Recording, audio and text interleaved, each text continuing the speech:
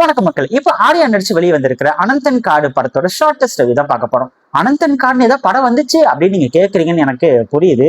ஆமா, இது ஒரு மலையாளம் படம். தமிழ்ல டப் ஆகி நிறைய ஸ்கிரீன்ஸ்ல தமிழ்நாட்டுல போட்டிருந்தாங்க. பட் இருந்தாலும் சரியா ஏன் ப்ரமோட் பண்ணேன்னு தெரியல.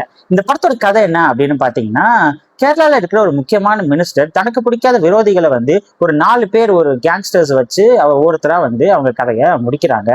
ஒரு கட்டத்துல அந்த 4 பேர் இந்த கேங்ஸ்டர் இந்த மினிஸ்டரே கொலை பண்ணிடணும் அப்படின்னு சொல்லிட்டு யோசிக்கிறாரு. அதுக்கப்புறம் என்ன நடக்குது அப்படிங்கிறது தான் மீதி கதையை.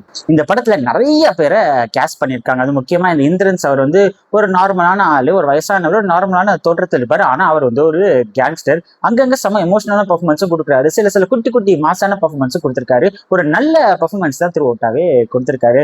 ஆர்யா ஆர்யாவே நடிச்சிருக்காரு. ஒரு அசால்ட்டான நடிப்பு, ஆக்ஷன் சீன்ஸ் எல்லாம் பிரிச்சு மேய்ஞ்சிட்டாரு அப்படின்னு தான் சொல்லணும். இந்த மாதிரி வித்தியாசமான கான்செப்ட்ஸ் எல்லாம் எப்படி ஆர்யா சூஸ் பண்றான்னு தெரியல. பட் நல்லா பண்ணிருக்காரு. இன்னும் குட்டி குட்டி கேரக்டர்ல நிறைய பேர் நடிச்சிருக்காங்க. எல்லாருமே அவங்களுக்கு கொடுத்த கேரக்டரை நல்லாவே பண்ணிருக்காங்க.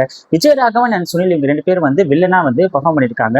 அவங்க பண்ற அந்த வில்லனிசம் ஒரு சில இடத்துல நமக்கே கோவத்தை ஏற்படுத்துது. படத்தோட டைரக்டர் ஜி என் கிருஷ்ணகுமார் ஒரு வித்தியாசமான ஒரு ரிவெஞ்ச் பொலிட்டிக்கல் ஆக்ஷன் படத்தை தான் கொடுத்திருக்காரு. அதான் பாத்தீங்கன்னா ஃபர்ஸ்ட் 20 மினிட்ஸ்ல ஒரு பயங்கரமான ஒரு எமோஷனல் அண்ட் ஆக்ஷன் காட்சியை காமிப்பாங்க. என்னடா இப்படி காமிக்கிறாங்களே அப்படின்னு சொல்லிட்டு இருக்கும். அப்படியே ஒரு ஹை மொமெண்ட், லோ மொமெண்ட் அப்படின்னு சொல்லிட்டு ஒரு வேரியேஷனான ஸ்கிரீன் பிளே தான் த்ரூ அவுட்டா கொடுத்துருக்காங்க. ஆனா படம் கொஞ்சம் ஸ்லோவா தான் த்ரூ அவுட்டா போகுது. பட் இருந்தாலும் இந்த மாதிரி ஒரு படத்தை நம்ம பார்க்கும்போது ஒரு சில இடத்துல இந்த சுப்பிரமணியபுரம் படத்தையும் நமக்கு ஞாபகப்படுத்துது. படத்தோட ஸ்கிரீன் பிளே ஒரு சில இடத்துல ஸ்லோவா போறதுனால டியூரேஷன் கொஞ்சம் பெருசா இருக்கும் அப்படின்னு சொல்லிட்டு ஒரு ஃபீல் இருந்துச்சு. மிச்சபடி செகண்ட் ஹாஃப்ல ஒரு சில சீன்ஸ்ல கொஞ்சம் ப்ரெடிக்டபிளா இருக்குதோ அப்படின்னும் ஃபீல் இருந்துச்சு. பட் என்ன இருந்தாலும் ப்ரெடிக்டபிளா இருந்தாலும் அந்த சீன்ஸ் எல்லாம் ஸ்கிரீன் பிளேல ரொம்ப இன்ட்ரெஸ்டிங்காகவும் எமோஷனல் கனெக்டாகவும் எடுத்திருந்தாங்க. அது ரொம்பவே இன்ட்ரெஸ்டிங்கா இருந்துச்சு. எப்படி இந்த படத்துக்கு அவ்வளோ ப்ரொமோட் பண்ணாம போயிட்டாங்களே அப்படின்னு சொல்லிட்டு எனக்கு ஒரு ஃபீல் இருந்துச்சு. ஏன்னா இந்த படத்தின் எக்ஸ்பெக்டேஷன்ஸே செட் பண்ணாம தான் போயிருந்தேன்.